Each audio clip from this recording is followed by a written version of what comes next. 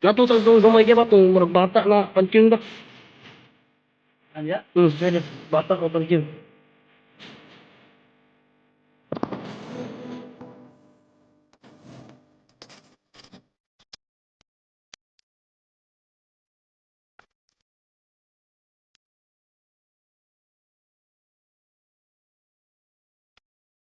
Antik na po. Antik na antik.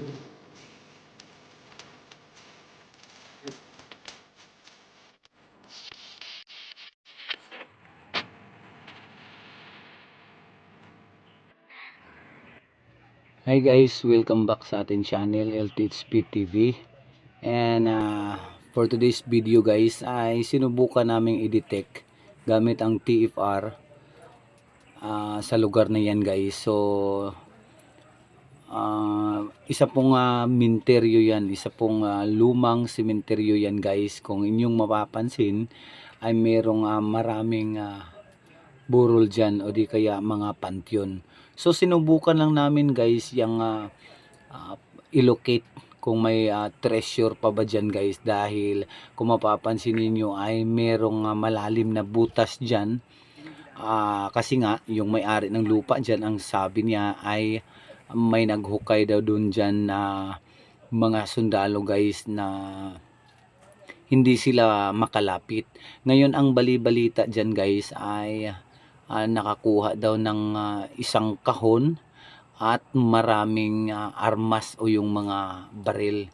So pansinin din natin dyan yung kanilang nahukay dyan, hinukayan guys, ay meron siyang lumang nitso na ang style ng nitso ay isang parang kakaiba guys, parang hindi Pinoy made kasi Tapos yung sementeryo naman dyan ay luma na yan, na hindi na pinaglibingan yan dahil private property po, at inilipat po yung mga bagong libing o di kaya yung hindi na paglilibingan guys. So ayan, yung tinitignan ko guys, sa harap ko guys ay kakaiba po yung arko niya, at nung aking sinuri yan guys ay meron siyang butas na tagus. Ayan po ang arko niyan. Yan po. So kakaibang arc po yan. Tapos sa likod niyan, yung kinaupuan ko ay meron siyang scoop sign. Tapos sa baba 9 inches mula sa scoop. Ayan, tinuturo ko yung scoop. Meron siyang box na inukit guys. Ayan o, yan yung dinrawingan ko guys. Yan, mula dyan sa butas, sinukat ko nga siya. So, estimated 9 to 10 inches. So, ibig sabihin dyan sa ilalim, 9 to 10 meters or feet. May item po dyan guys.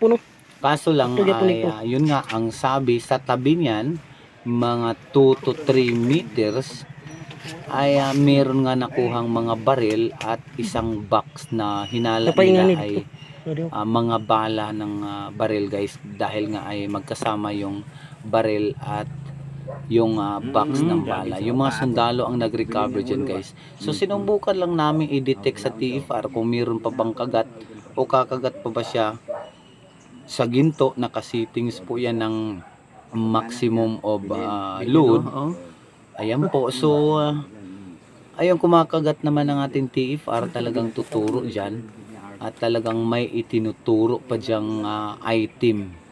So sa bandang ibaba nitong arko guys, hindi naman sila naghukay dito sa mismong arko o sa diretsong arko guys. Doon sila naghukay. Ayan, may hugis puso.